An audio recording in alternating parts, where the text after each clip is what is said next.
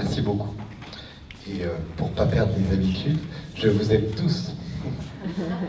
On commence avec la vidéo. Donc, je suis Christian Bauer, le président cofondateur de Mobion.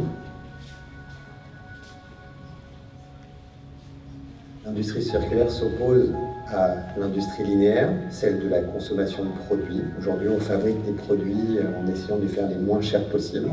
Les moins chers possible, ça veut dire ne pas pouvoir les démonter parce que dans le processus de conception, on va enlever des composants qu'on va remplacer par des systèmes d'emboutissage, de collage, de résine qui font qu'il est très compliqué ensuite de les démonter pour les réparer. L'obsolescence du produit global est basée sur le composant le plus fragile, ce qui est dommage.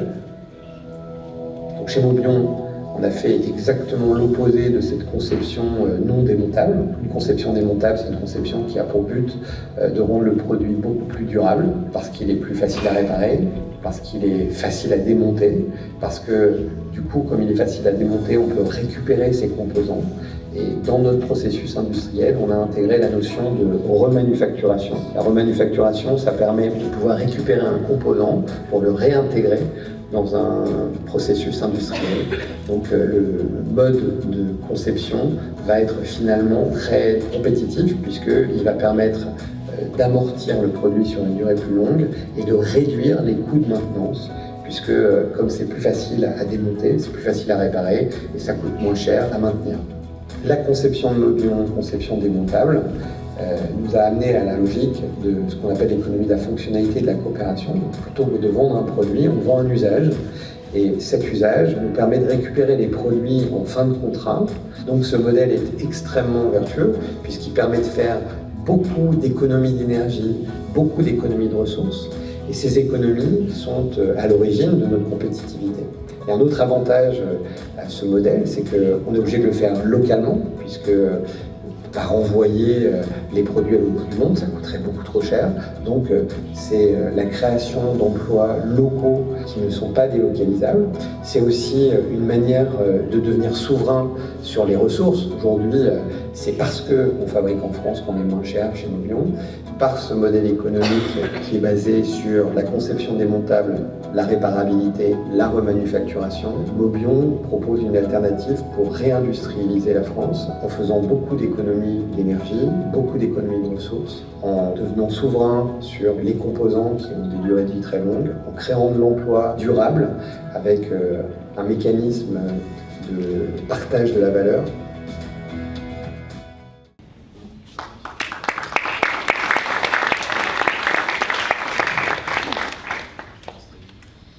Quand Mickaël nous a demandé à Isabelle et moi de préparer la conférence en question, on a décidé de l'appeler le chemin symbiotique de l'obsolescence à la pérennité programmée.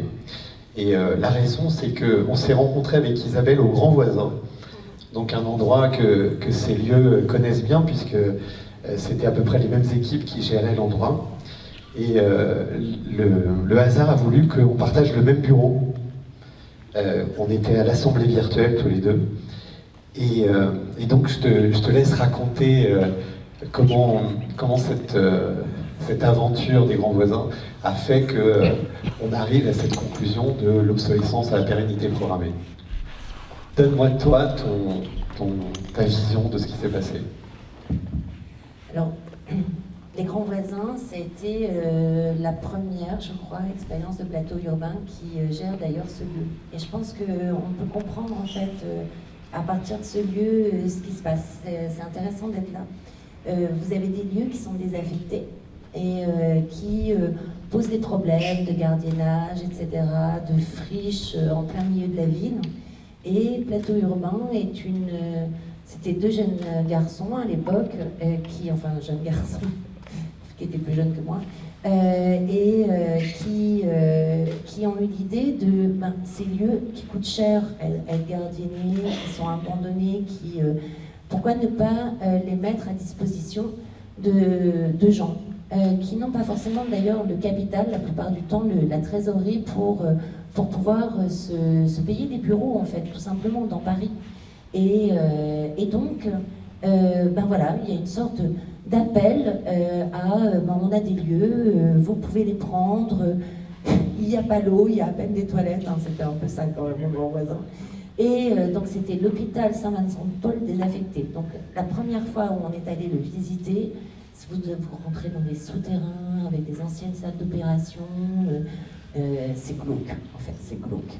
Et moi j'avais amené 50 personnes en fait en disant c'est génial, vous allez voir, il y a un lieu, on va en faire un truc super. Tout le monde me disait mais Isabelle t'es folle en fait, on sait que t'es positive etc. Mais là on peut rien en faire. Et en fait il y a toute une faune qui s'est installée, de gens qui avaient besoin d'ateliers pour faire de la céramique, des associations comme les Petits Débrouillards, des gens comme nous qui étions dans l'innovation et on aimait ce genre de choses aussi. Et donc vous voyez, vous payez le loyer au prix des charges et du coup qu'est-ce qui se passe? En fait vous avez une diversité d'acteurs comme ça qui arrivent, qui se retrouvent à pouvoir échanger directement, donc des assos, des startups, des associations de tout type.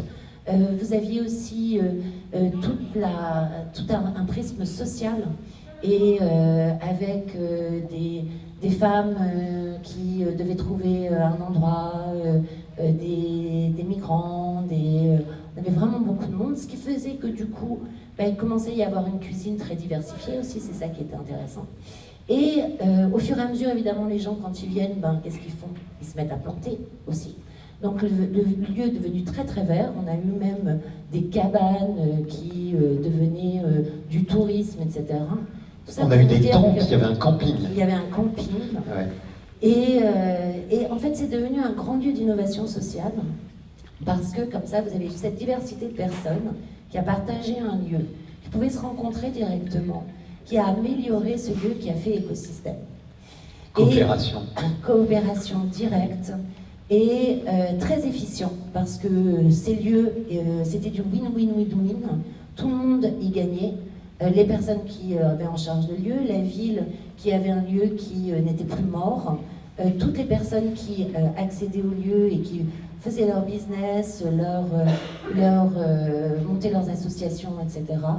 Et ça a créé un endroit qui est un spot à Paris énorme en fait, à ce moment-là, qui a duré 3 ans. 3 ou 4 ans d'ailleurs. 4 ans, et ça finit en 2020. Voilà. Nous, on a dû déménager en 2020. Et la plupart d'ailleurs, du temps... le siège social de Maubion est toujours, enfin non, sur les papiers du certificat d'homologation du scooter Maubion, c'est toujours le 82 avenue d'Enfer Rochereau. Ah, c'est drôle. Ça s'appelait la fabrique des communs. Et d'ailleurs, chez Maubion, on a pris la décision de ne pas déposer de brevet. On est né au grand voisin. On est à la fabrique des communs, donc on n'a pas déposé de brevet. Donc malgré le fait que je sois à Vivatech en même temps que je suis ici, Maubion ne dépose pas de brevet et on a trouvé d'autres moyens. On a trouvé avec le CNRS, en fait le CNRS l'année dernière a créé une fondation pour soutenir le logiciel libre et l'open hardware, ça s'appelle, donc la même chose que le software libre mais dans le hardware, et donc on a signé avec cette fondation pour protéger la propriété intellectuelle de Maubion. Pour revenir à notre histoire de chemin symbiotique vers la pérennité programmée, en fait, à l'époque, en 2015, quand on se rencontre, fin 2015, début 2016, Maubion en fait n'existe pas encore. Ça s'appelle à l'époque, la société mère s'appelle Cruiser, c'est un garage qui vend des motos et des scooters électriques. Et comme ça vaut 2-3 fois le prix d'un véhicule thermique, les gens ont du mal à prendre la décision d'acheter, parce que ça fait quand même un gros investissement. Et souvent ils disent, mais comment je vais le réparer? Aujourd'hui vous êtes là, mais si demain vous n'êtes plus là, comment on fait pour réparer un 2 roues électrique? Il n'y en a pas d'autres. Aujourd'hui, on était le seul garage à l'époque qui faisait ça.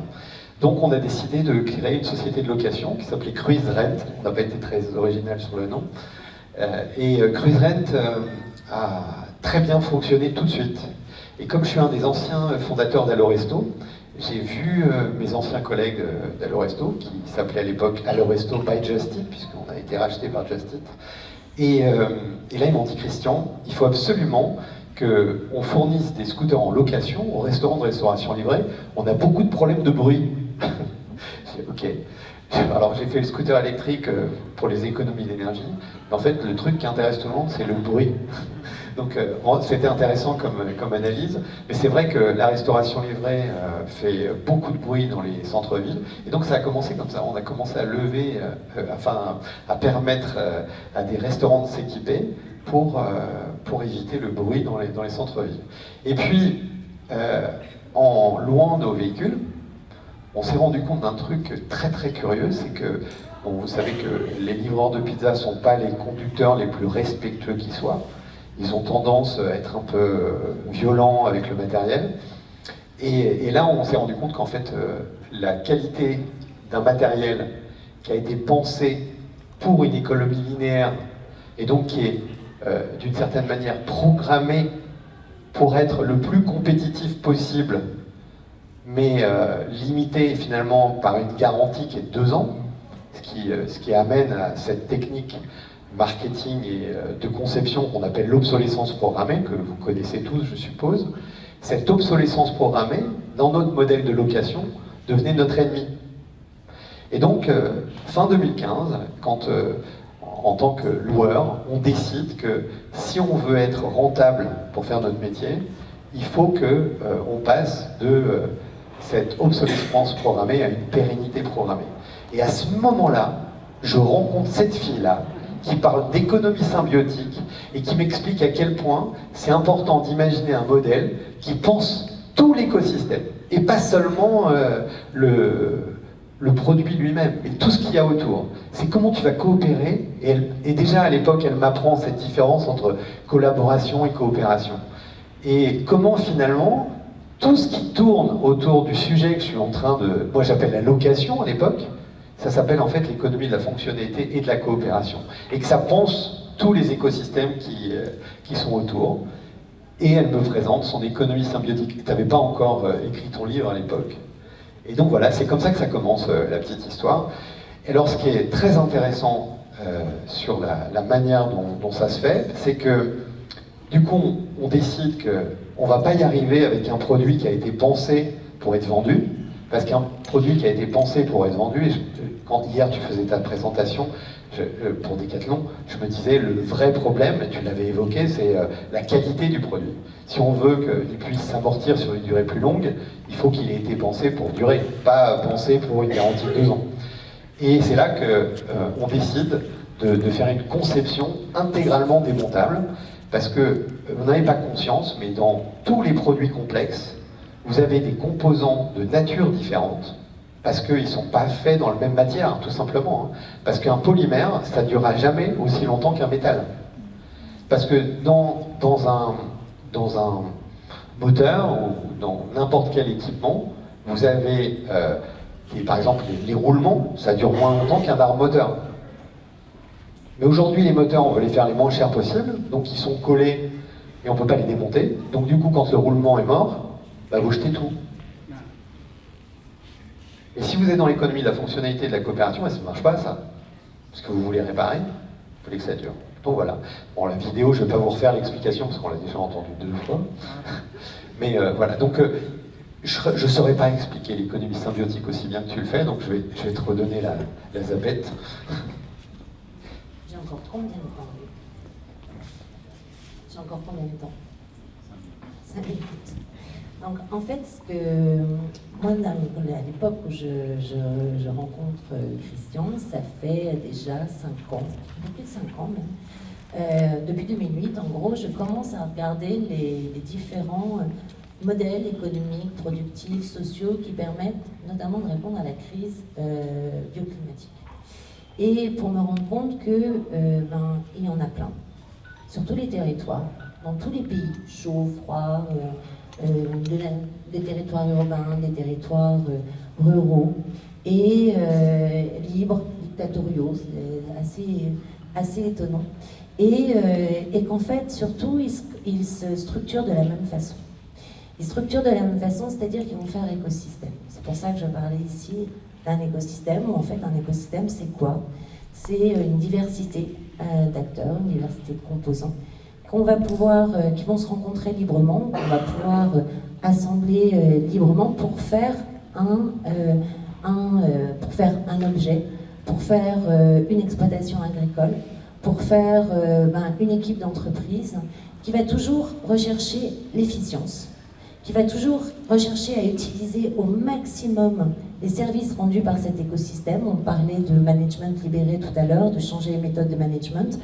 Une entreprise, c'est un écosystème de personnes qui ont des talents différents. Et plus ils vont coopérer directement, plus on a le cadre qui leur permet de coopérer directement et dans l'efficacité, plus ils vont rendre des services nouveaux, de l'innovation, de la cohésion, un tas de services différents. Le vivant va vous rendre encore d'autres services. Et en fait, tous ces systèmes se structurent de la même façon et surtout, on les a dans toutes les activités économiques. Ça veut dire qu'on est une économie globale, complète, qui est apparue, qui fonctionne différemment de l'économie actuelle. On a une économie standardisée, c'est une économie de la diversité. On a une économie qui détruit les écosystèmes, qu'ils soient vivants, qu'ils soient sociaux, qu'ils soient économiques. C'est une économie qui en construit et qui utilise ses services. On a une économie qui est d'une gabegie absolument extrême. Combien tu réutilises de composants, tu me disais? Non, l'exemple que tu veux que je dise, c'est en gros, quand on regarde ce qu'il y a comme cuivre dans un moteur de scooter électrique, on est à peu près à 300 grammes de cuivre pur. Ce qui veut dire 100 tonnes d'extraction, c'est 3 grammes par tonne extraite. Donc, quand on récupère les composants du moteur et qu'on en refait un neuf avec des aimants permanents, enfin, nos concurrents jettent des aimants permanents, c'est leur nom. Pour moi, c'est une aberration totale. Et donc, oui, c'est 100 tonnes d'extraction évitées à chaque fois. Et on réutilise constamment les composants, en fait. Et donc, c'est une économie d'une efficacité énorme qui tire sa rentabilité, en fait, du fait que vous pouvez rendre un nombre de services par unité de matière juste énorme. Et donc ça, j'ai appris... Il y a un truc, si je peux me permettre, sur un plan économique, parce que c'est très important quand on essaye de nourrir un nouvel écosystème, celui qu'on est en train d'essayer de créer pour cette économie régénératrice, il faut qu'on s'adapte quand même au système qui existe. Et un des trucs que Mobion a réussi à faire, c'est par exemple s'adapter au plan comptable, parce qu'évidemment, notre modèle n'était pas du tout adapté au plan comptable. Par exemple, aujourd'hui, on amortit un produit, on n'amortit pas les composants. Ce qui est une aberration, hein, parce que un produit, c'est fait de composants. On appelle ça la nomenclature, ou la baume, pour les gens qui parlent anglais, hein, on parle des baumes. Et dans une baume, nous, on a rajouté une colonne. Et cette colonne, on a mis juste la durée de vie de chacun des composants. La durée de vie qu'on prévoyait, nous, c'est-à-dire le choix du matériau. Donc, tu peux juste augmenter la durée de vie. Hein. Tu prends un alliage de base ou un aluminium de qualité que tu anodises, la durée de vie, elle multiplie par 3. Tu fais inox, là tu multiplies, je ne sais même pas par combien, c'est énorme. Et donc ça veut dire qu'il fallait trouver la solution pour ne plus amortir le produit, mais amortir les composants ou les sous-ensembles. Et on est allé voir le fisc, on leur a dit est-ce que c'est possible d'amortir sur des durées plus longues? Et alors là, c'est drôle. La réponse du fisc, vous avez une idée? C'est quoi? Non, non. Extraordinaire. Monsieur, ça ne nous dérange pas, vous allez augmenter votre impôt.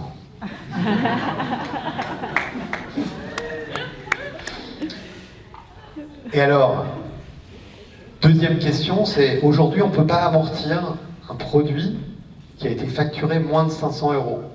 Donc on leur dit, est-ce que ça c'est possible d'avoir une dérogation? Ah oui, ça va vous compliquer votre comptabilité. Ça ne nous dérange pas. Pas de problème. Donc en fait, on peut trouver les solutions avec le système. Quand on est arrivé à la problématique du comment on finance ça, parce que si tu loues, tu vends pas. Donc évidemment, tu récupères ton argent doucement. Tu livres un truc qui vaut plusieurs milliers d'euros et tu demandes un loyer de moins de 100 €. C'est compliqué. En fait, on est allé voir les banques, on leur a dit ça vous intéresse de financer? On fait déjà ça, nous, on fait du leasing. donc, si on le fait en location longue durée, ah ouais, c'est bon, ça s'appelle du crédit bail. Très bien. Mais l'option d'achat, c'est pour nous. Pas de problème, on l'écrit dans le contrat. Donc c'est pas le client qui va racheter, c'est nous qui allons racheter. Donc en fait, on peut utiliser le système qui existe déjà et faire notre écosystème avec ce système-là. Et ça, je pense que c'est vraiment très important de le comprendre. Tu me le dis à chaque fois qu'on en discute, c'est il faut qu'on s'adapte à ce qui existe, parce que si on ne s'adapte pas à ce qui existe, en fait, c'est pas possible de le faire. Donc voilà. Tu veux rajouter quelque chose ? Je vais vous montrer deux exemples, en fait, assez différents, pour vous faire comprendre que c'est une économie différente et qu'elle existe déjà. Donc ça, c'est des exemples de... Ah oui, c'est là. C'est des exemples d'entreprises symbiotiques. Et ça, c'est en Guadeloupe, par exemple. C'est Phytobocase. Henri Joseph, c'est un ancien pharmacien, mais qui est aussi agronome, et qui est aussi docteur en invention de médicaments, préparation et invention de médicaments. Et un jour, passionné par les plantes, il a décidé d'avoir sa propre exploitation. Il n'a que 8 hectares, il fait plus de 2 millions d'euros de chiffre d'affaires sur ces 8 hectares. Toutes ces plantes c'était un terrain quasi désertique quand enfin pas désertique, on est en Guadeloupe, mais très très pauvre, très éreinté quand il est arrivé. C'est devenu un jardin luxuriant. Il a tout planté en symbiose, toutes les plantes sont complémentaires d'une autre.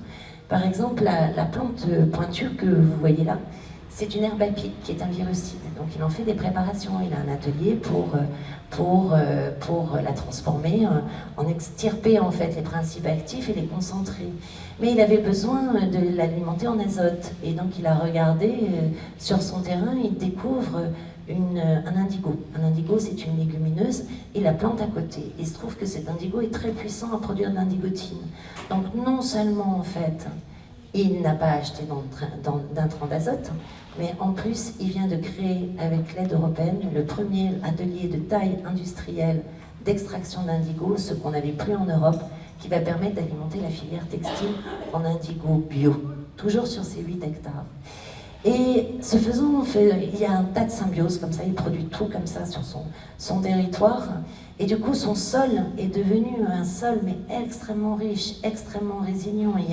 Il y a des champignons qu'on appelle les mycorhizes qui se sont développés et qui tissent le sol d'un tas de réseaux où tous les nutriments passent, les sels minéraux, l'eau, etc. Et en septembre, l'ouragan Fiona s'abat sur l'île de la Guadeloupe et notamment sur son village. Je vois les ponts défoncés, les rivières charriées, et lui est en pente. Et je lui dis, mais comment vas-tu, Henri? Et il m'envoie cette photo, il me dit, comme un jardin arrosé par la pluie. Et la photo d'à côté, c'est la bananeraie d'à côté. Pour vous montrer la résilience dès qu'on crée un écosystème par rapport à une monoculture. Autre exemple symbiotique, Stéphane Paul, exactement un peu le même genre d'histoire que Christian, qui se dit ingénieur aéronautique, il croit en l'hydrogène et il a envie de servir son territoire. Il décide de créer une société de production d'hydrogène vert. Et l'hydrogène vert est réputé non rentable, beaucoup de subventions pour rentabiliser, etc. Et en fait, il part des besoins. Il part des besoins de son territoire. Et il est une petite commune, Redon, dont la charge de carburant est devenue la première charge municipale. Et ils disent, peut-être que votre solution, ça m'intéresserait en fait. Donc il s'associe à une start-up de l'automobile, et il crée une flotte automobile à hydrogène, qui est possédée par la ville et qui va remplacer le service qui faisait que le transport à la demande qui commençait à peser sur la mairie, où il offre une flotte de voitures partagées ou à chauffeur pour le transport à la demande, pour les seniors, les personnes éloignées de l'emploi à cause de la mobilité, qui prenaient ces services municipaux. Aujourd'hui, c'est un écosystème, en fait, avec un tas d'entreprises qui elles-mêmes avaient des besoins. Et au fur et à mesure, en fait, eh bien, le coût de l'hydrogène, la rentabilité de l'hydrogène se fait sur l'ensemble des échanges qui se font dans l'écosystème. Ce qui fait qu'il prédit aujourd'hui que l'hydrogène va être gratuit dans son système, alors qu'il était déjà plus rentable au bout de 2 ans que l'hydrogène conventionnel. Et il a créé une société de territoire où tout le monde peut être investisseur. Comme ça, en fait, tout le monde participe au système, tout le monde a les avantages du système aussi redistribués, et ça crée une cohésion sociale et une cohésion aussi de force de communication, de marketing, qui n'est possible que par ces écosystèmes. Et du coup, il appelle ça l'hydrogène as a service. Je vous en montre que deux. Ce que je veux vous dire, c'est, on en a dans tous les domaines, c'est qu'aujourd'hui, ce que l'on peut dire, c'est que quand on peut aller vers le zéro, en tout cas dans les biens d'équipement et les infrastructures, on peut aller vers le zéro extraction et le zéro déchet en créant du plein emploi. Parce que ça ne marche que lorsqu'on réindustrialise localement et en créant une rentabilité que ne connaît pas le secteur conventionnel. Et en agriculture, c'est la même chose, et en urbanisme, c'est la même chose. Nous, quand on intervient avec les dirigeants pour repenser leur modèle, on leur dit « ouvrez vos chakras, laissez-vous inspirer, il y a d'autres règles du jeu, on va y travailler pendant une journée ». Je vous donne 5 P. 5 P qu'on ne tient pas de chez nous, qu'on tient de Regenesis Group aux États-Unis, qui se sont confrontés aux problèmes culturels, en fait, pour implanter leur modèle. Arrêtez de penser diminuer les impacts négatifs. Pensez comment je peux faire impact positif. Ne pensez pas problème. Si vous pensez vos problèmes, vous allez retourner dans le logiciel existant. Demandez-vous comment vos besoins vous ouvrent des potentiels. Arrêtez de penser anxiété, éco-anxiété, etc. C'est une économie de coopération et on ne coopère qu'avec le plaisir. C'est dommage que si on a plaisir à se plaisir ne commence pas par amour. Hein. Exactement. Ne pensez pas idéologique, je dois être écolo, je dois... Non, en fait, une entreprise, une collectivité, elle a des besoins pragmatiques. Il faut penser pragmatique et tout le monde n'a pas les mêmes opinions que vous. Enfin, arrêtez de penser mondial, pensez près de chez soi. Merci. Merci beaucoup. Juste avant qu'on passe à Antoine, est-ce que tu peux juste réexpliquer pour que tout le monde ait bien en tête pourquoi tu arrives à faire des tarifs plus bas en faisant local des scooters qui, de conscience collective, viennent évidemment de Chine, parce que la main-d'œuvre est plus basse. Oui, la signature de Mobion a changé il y a quelques mois, et notre signature maintenant, c'est parce que nous fabriquons en France que nous sommes moins chers.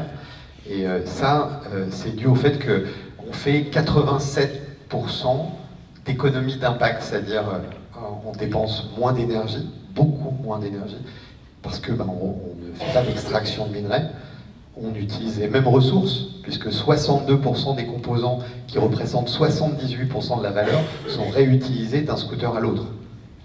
Donc évidemment, c'est énormément d'économies. Du coup, notre prix, il est très bas. On commence à 59 € hors taxe par mois. Avec 2 batteries, c'est 79 € hors taxe par mois. C'est des contrats de 2 ans. Il n'y a pas de premier loyer, il n'y a pas de truc caché. C'est vraiment ces prix-là qu'on pratique. On ne travaille aujourd'hui pas du tout avec les particuliers parce que c'est trop d'infrastructures, on n'a pas les moyens, on n'est que 60. On est 60 collaborateurs, 34 TP, parce que nous on a fait la semaine de 4 jours depuis le début. Il y en a même qui sont à 3 jours, c'est eux qui choisissent en fait. Et 38 d'entre eux sont associés, puisque les fondateurs ont décidé de distribuer des parts au nominal aux salariés qui étaient là depuis longtemps. Donc la gouvernance dont tu parles tout le temps, Suzanne, elle est là. Voilà, donc oui, tout est réutilisé ou recyclé. Et alors, un petit truc très rigolo, parce qu'on a un problème sur les carénages. On fait nos carénages en source pétrolière, hein, puisque c'est de l'ABS, du polypropylène, etc. Et hier, Isabelle me dit, je vais te trouver une solution. En plus, je vais parler de miscanthus, je ne sais pas si vous connaissez le miscanthus, mais c'est une plante absolument incroyable. Et on commence à réfléchir à des plastiques de miscanthus. Et donc, et quand je lui ai dit, on pense à ça, peut-être ça sera une solution, elle me fait, génial, tes carénages vont régénérer les sols. Voilà, merci beaucoup à tous. Merci.